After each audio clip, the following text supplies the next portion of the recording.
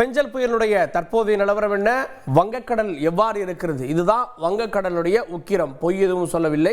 வங்கக்கடல் உண்மையிலே சீற்றத்தோடு காணப்படுகிறது. இப்போது நீங்கள் பார்க்கக்கூடியது பெஞ்சல் புயல், அதனால் ஏற்பட்டிருக்கக்கூடிய மேகத்திரள். இந்த மேகத்திரளிலிருந்து தான் மழை மேகங்கள் வந்து கொண்டிருக்கிறது. இப்போது இங்கெல்லாம் பார்க்கறதெல்லாம் இடி மேகங்கள், இதெல்லாம் வந்து கொண்டே இருக்கிறது. இது அதனுடைய உக்கிரத்தை காட்டுவதற்கான படம். சரி, இப்போது பெஞ்சல் புயல் எங்கே இருக்கிறது அப்படின்ற கேள்விக்கு வரலாம். சென்னையிலிருந்து எவ்வளவு தூரத்தில் இருக்கிறது? எல்லாருடைய கேள்வியும் அதுதான், எப்போ கரையை கடக்கும் அப்படின்னு. அதில் சில மாறுபட்ட தகவல்கள் முன்பின் இருக்கிறது. காரணம் என்ன அப்படின்னா, புயலுடைய வேகம் குறைகிறது அப்படின்னு. சென்னையிலிருந்து 180 88 கிலோமீட்டர் தூரத்தில் பெஞ்சல் புயல் நிலை கொண்டிருக்கிறது.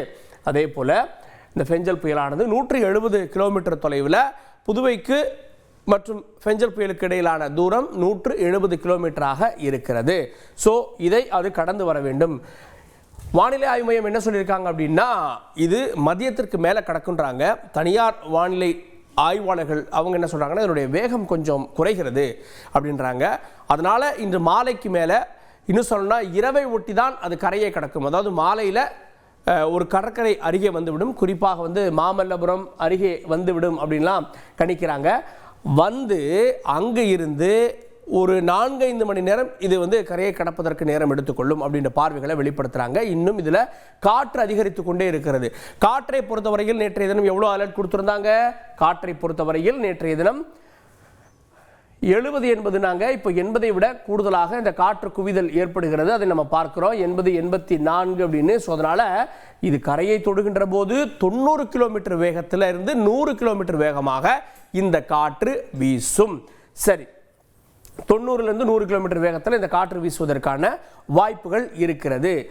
இதனால் மழைக்கான வாய்ப்புகள் என்ன அப்படின்றத நம்ம பார்க்கலாம். மழைக்கான வாய்ப்புகளை நம்ம ரேடாரில் பார்த்துடலாம். ஏன்னா ரேடார் சொல்லக்கூடிய செய்தி ரொம்ப முக்கியமானது.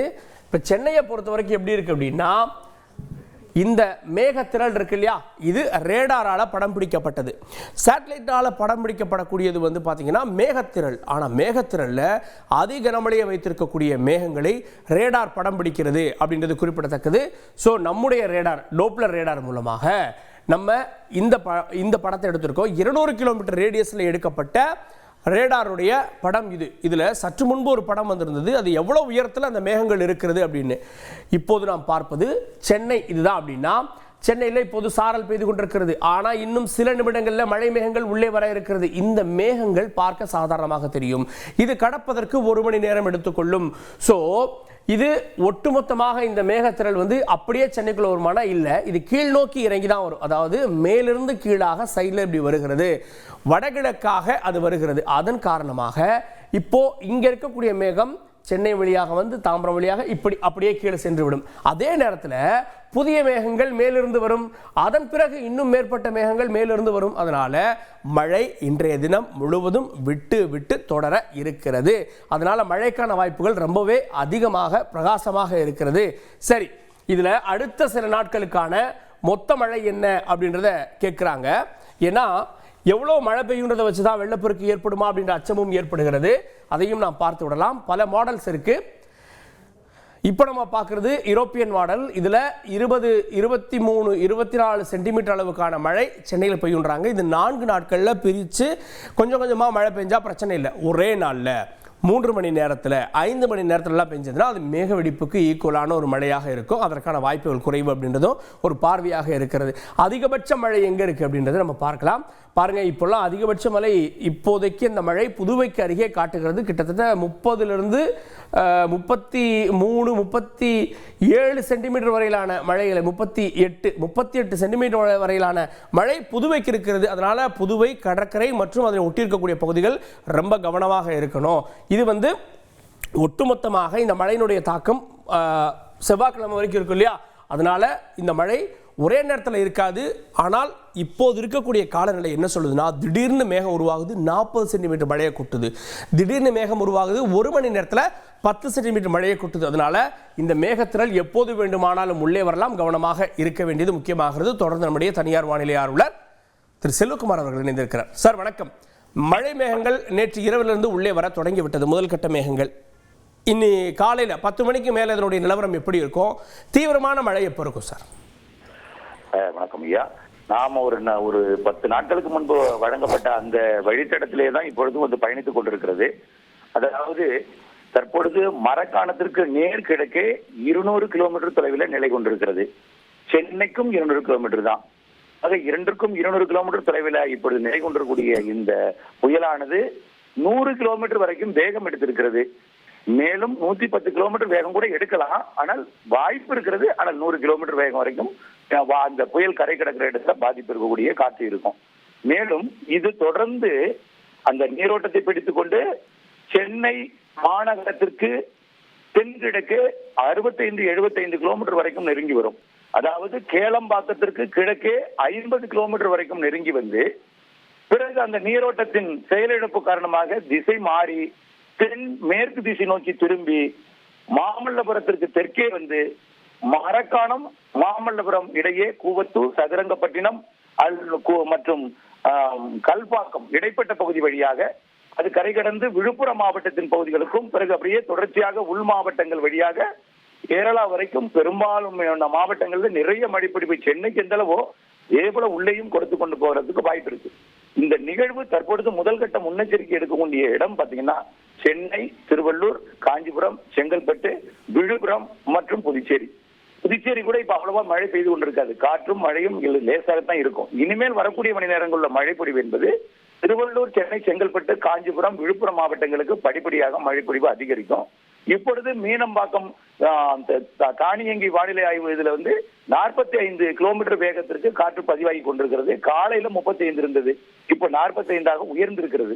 அது இந்த 45 இப்பொழுதே என்றால் 10 மணிக்கு மேல் அது கண்டிப்பாக 65 எட்டும் என்று எதிர்பார்க்கப்படுகிறது. மதியம் 75 கிலோமீட்டர் வேகம் கொண்ட காற்றாகவும் மாலை 85-90 வேகம் கொண்ட காற்றாகவும் சென்னையிலிருந்து தரைக்காற்று கடற்பகுதியை நோக்கி பயணிக்கும். அந்த புயல் நெருங்கி வரக்கூடிய, அதாவது சென்னைக்கு 65-75 கிலோமீட்டர் தூரத்திற்கு நெருங்கி வரக்கூடிய நேரம் என்பது இன்றைக்கு மாலை 6 மணியிலிருந்து இரவு 9 மணி வரை அமையும் என்று எதிர்பார்க்கப்படுகிறது.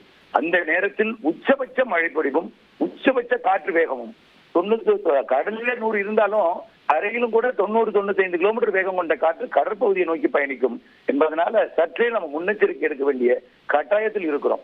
இந்த நிகழ்வு நெருங்க இப்பொழுது லேசாக மிதமாக பெய்து கொண்டிருக்கூடிய, சற்று கனமாக பெய்ய ஆரம்பித்திருக்கக்கூடிய மழை 9-10 மணிக்கு மேல் கனமழையாக தொடர வாய்ப்பு இருக்கிறது. 11-12 மணிக்கு மேல் அது மிக கனமழை பொழிவாக மாறி அவ்வப்பொழுது விட்டு அதிக கனமழை பொழிவு குறுக்கீடுகள் இருக்கும். கனமாக பெய்து கொண்டே இருக்கும், திடீரென்று அதிக கனமழை பொழிவாக பொழியும். இப்படி மணிக்கு மதியம் 2 மணி, அதாவது 12 மணியிலிருந்து இரவு ஒரு 10 மணி வரைக்கும், அதற்கு பிறகு அது மாமல்லபுரம் பகுதியை நோக்கி திரும்ப தொடங்கும் 9 மணிக்கு மேல. இந்த உச்சபட்சமாக நெருங்கி இருக்கக்கூடிய நேரத்தில் சென்னை உள்ளிட்ட சென்னை, திருவள்ளூர், காஞ்சிபுரம், செங்கல்பட்டு மாவட்டத்திலையும் அதற்கு பிறகு விழுப்புரம், கடலூருக்கெல்லாம் பிரச்சனை இருக்கிறது. விழுப்புரம், கடலூர் மற்றும் புதுச்சேரி உள்ளே பாத்தீங்கன்னா சேலம் வரைக்கும் பிரச்சனை இருக்கிறது. ஆனால் இப்ப முதல் கட்டமா இந்த இடத்துல இந்த கரை நெருங்கும் நேரத்துல இந்த சென்னையில, அதாவது மதியம் ஒரு 12 மணிக்கு மேல் தொடங்கக்கூடிய மழை இரவு 10 மணி வரைக்கும் சுமார் ஒரு 12 மணி நேரத்துல மணிக்கு 3 சென்டிமீட்டர் முதல் 5 சென்டிமீட்டர் மழை பொழிவதற்கு வாய்ப்பு இருக்கிறது. அதுவும் இது வாய்ப்பாக எடுத்துக் கொள்ளுங்கள். இதை அச்சமாகவோ பீதியாகவோ எடுத்துட்டு தேவையான எச்சரிக்கை எடுக்க வேண்டாம். அவ்வப்பொழுது நாம உற்று நோக்கி கொண்டு நடப்பதை அறிந்து அதற்கேற்றபடி நாம திட்டமிட்டு வகுத்துக் கொள்ள வேண்டும். அவையெல்லாம் நம்ம இப்படி நடந்தால் என்ன செய்ய வேண்டும் என்பதையெல்லாம் மனதில் பதித்துக் கொண்டு நாம செய்து கொண்டிருக்க வேண்டும். இப்பொழுது எந்தவித பெரிய அளவில் ஒரு முன்னெச்சரிக்கை எடுக்க வேண்டாம். ஆனால் இந்த நிகழ்வு 3 சென்டிமீட்டர்ல இருந்து மணிக்கு 5 சென்டிமீட்டர் மழை பொழிவு பொழிந்தால் ஒரு 10 மணி நேரத்திலேயே 40 சென்டிமீட்டர் மழை பொழிவு எட்டுவதற்கும் வாய்ப்பு இருக்கிறது, இல்லை என்று சொல்லவில்லை. ஆகவே இது 10 மணி நேரத்தில் பெய்யக்கூடிய மழை. இதற்கு கூடுதலாகவோ சற்று ஏற இறங்க இருக்கலாம். 35 - 40 வரைக்கும் நிச்சயமாக இருக்க வாய்ப்பு இருக்கிறது. இது கூடினால் கூட ஆகலாம். அதற்கு கூட நாம முன்னெச்சரிக்கையுடன் இருப்பது நல்லதே தவிர நாம எதுவும் நடக்காது என்று கடந்த வாரங்கள் எல்லாம் இருந்த நிகழ்வெல்லாம் இப்படி போய்விட்டது, இப்படி எல்லாம் வருகிறது என்று சொன்னாலே இதுவும் வராது என்று நாம் இருந்து விடாமல் புலி வருகிறது என்று சொல்லிக் கொண்டு இந்த புலி வரும் என்ற நம்பிக்கையுடன் முன்னெச்சரிக்கையுடன் மிக கவனமுடன் அனைத்திற்குமே முன்னேற்பாடுடன் இருக்குமாறு கேட்டுக்கொள்கிறேன். ஓகே, இன்னைக்கு மதியம் கரையை கடக்குன்னு ஐஎம்டி சொல்லியிருக்காங்க. ஆனால் ஃபோர்காஸ்ட் மாடலும் நீங்களும் வந்து இந்த மாலைக்கு மேலே இரவு வரை இது கரையை கடக்குன்றீங்க. ரொம்ப வேறுபாடு இருக்கிறது. மதியமா மாலையா இன்னும் ஸ்லோவாக வாய்ப்பு இருக்கா? அதாவது நம்முடைய இந்திய வானிலை ஆய்வு நிறுவனம் கரை கடக்கும் என்று எதிர்பார்த்திருக்கக்கூடிய இடம் புதுச்சேரி. தற்பொழுது அது மரக்காணத்திற்கு வடக்கே சென்று விட்டது. ஆகவே புதுச்சேரிக்கு எந்த பாதிப்புமே இல்லை. ஆனால் அது சென்னையை நெருங்குவதற்கே இரவு 10 மணி ஆகிவிடும், 9 மணி ஆகிவிடும். அதற்கு பிறகு அது திசை மாறி அது மாமல்லபுரம் போவதற்கோ கண்டிப்பாக இது வடக்கு நோக்கி சென்றுதான் திசை மாறி ஒரு வி ஷேப், ஒரு வியை கவுத்து வச்சா எந்த இருக்கோ வீட்டன் போடும், அந்த மாதிரிதான் அது இருக்கும். அதனால அது போய் திரும்பி வருவதற்கு நள்ளிரவு 12 மணிக்கு மேல் நாளை 6 மணி கூட ஆகலாம், பொழுது கூட விடிந்து விடலாம் நாளை காலையில. அந்த அளவிற்கு அந்த நகர்வோட வேகம் குறைவாக இருக்கும். காரணம் என்னன்னா நெருங்க நெருங்க அந்த இடத்துல நீரோட்டத்தோட டிஃபரெண்ட் இருக்குது, அதாவது மாறுபாடு இருக்கிற காரணத்தினால திசை மாறும் பொழுது கொஞ்சம் ரொம்ப யோசிச்சுதான் திரும்பும், எந்த பக்கம் போறதுன்னு இல்லாம ரொம்ப மெல்ல நகரம், ரொம்ப நகரவில்லை என்று கூட சொல்லலாம், சில நேரங்கள்ல நகராமல் இருக்கிறது கூட சொல்லலாம். அந்த கேள்வி ரொம்ப முக்கியமானது. நகராமல் இருக்கும் அப்படின்னா அதை ஸ்டாலாய் நிக்கிறது அப்படின்றோம், அதை ஸ்டாலிங் சினாரியோன்றோம். ஒருவேளை நம்ம இந்த புயலை பார்த்துட்டு இருக்கோம், நின்று நின்று நின்று நின்று வருது, ஒருவேளை சென்னைக்கு அருகே இல்ல மகாபலிபுரம் அருகே நிற்பதற்கான வாய்ப்பு இருக்கிறதா? அப்படி நின்னா எவ்வளவு நேரம் நிற்கும், அது எவ்வளவு அதிக கனமழையை கொடுக்கும்? அதாவது இந்த நிகழ்வு தொடர்ந்து வேகமா தான் வந்துட்டு இருக்கு இப்போ. ஆனால் வேகம்னா ரொம்ப வேகம் கிடையாது, சும்மா இனிமே எல்லாம் பாத்தீங்கன்னா 5 கிலோமீட்டர் வேகத்துல தான் வரும், 5-10 கிலோமீட்டருக்கு மேலதான் வரவே வராது.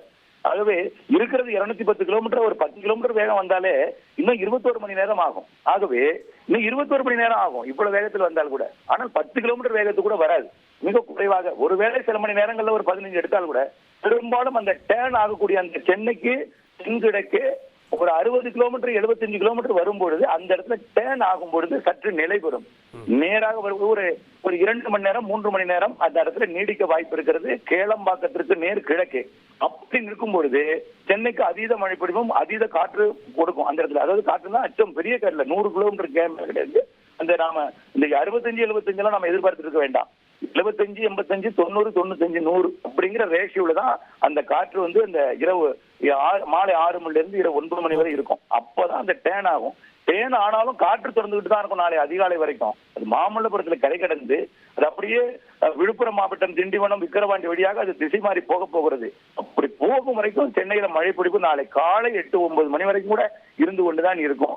ஆகவே உச்சபட்ச மழை என்பது இன்றைக்கு காலை 10 மணில இருந்து ஆரம்பிக்கும், நாளைக்கு அதிகாலை 4 மணி வரை இருக்கும். இதுல ரொம்ப பீக்குனா மாலை 4 மணில இருந்து இரவு ஒரு 10 மணி வரைக்கும் ரொம்ப அதிகமான மழை பொழிவும் காற்றும் இருக்கும் சென்னையை பொறுத்த வரைக்கும். அதுக்கு அடுத்தடுத்தது மரக்காணத்திற்கும் அடுத்தடுத்த பிரச்சனைகள் கடலூருக்கும் புதுச்சேரிக்கும் திசை மாறும் பொழுது கடலூருக்கும் மீண்டும் மழை பொழிவு. கடலூருக்கு இப்பொழுது மழை கொடுக்கலாம், திசை மாறும் பொழுது கடலூர், அரியலூர், பெரம்பலூர் மற்றும் விழுப்புரம், திருவண்ணாமலை, திருப்பூர், திருவேலூர், ராஜபேட்டை என்று பெங்களூரு, நீலகிரி, காவிரி நீர்பிடிப்பு பகுதிகளுக்கும் பொழிந்து கர்நாடக அணைக்கும் நீர் நிறைய கொடுத்து நிரப்பி கூட கூப்பிட்டு நீலகிரி மாவட்டத்தில் பொழிந்து அது அதாவது பவானி சாகர் அணைக்கு அதிக நீர்வரத்தை கொடுத்து கோயம்புத்தூர் போய் பெய்து கேரளாவில் போய் அடைவதற்கு அது 4ஆம் தேதி 5ஆம் தேதி ஆயிடும். 4ஆம் தேதி 5ஆம் தேதி போய் அது மீண்டும் தீவிரமடைந்து அது பேராகும். நன்றி திரு சிவகுமார், நிறைய விஷயங்களை பகிர்ந்து கொண்டீர்கள். இந்த மழையினுடைய தீவிரம் எப்படி இருக்கும் அப்படின்றப்போ இன்று மாலைக்கு மேலே தான் அது கரையை தொடும். இதில் கணிக்கப்பட்ட இடத்தை விட, அதாவது வானிலை ஆய்வு புதுவைக்கு பக்கத்தில் அப்படின்னு ஐஎம்டி காட்டுது, ஆனால் அது இப்போது மரக்காணம் அருகே வந்து விட்டது அப்படின்றாங்க. ஸோ அதனால் மரக்காணம் அருகே கரையை கடப்பதற்கான வாய்ப்பு இருக்குது அப்படின்றப்போ சென்னை போன்ற இடங்களில் அதீத மழை இருக்கும் அப்படின்றாரு. 2 விஷயங்களை பார்க்கணும். 10 மணிக்கு மேலே மழையின் தீவிரம் அதிகரிக்கும் மதியம் வரை, அதன் பிறகு 4 மணிக்கு மேலே இன்னும், அதாவது 10 மணிக்கு மேலே கனமழை, 4 மணிக்கு மேலே அதிக கனமழை பெய்யும். இங்கே 4 மணியிலிருந்து 10 மணி வரை அதிக கனமழை இருக்கும். அதன் பிறகு அது உள்ள வர தொடங்கினதுக்கப்புறம் இந்த அதிக கனமழை உள்ளே சென்று விடும் அப்படின்றது அவர் சொல்லக்கூடிய தகவலாக இருக்கிறது. பொறுத்து பார்க்கலாம். மழையினுடைய அடுத்தடுத்த அப்டேட்களை தொடர்ந்து தந்தி தொலைக்காட்சியோடு இணைந்து தெரிந்து கொள்ளுங்கள். செய்திகளை உடனுக்குடன் தெரிந்து கொள்ள உடனே சப்ஸ்கிரைப் பண்ணுங்க.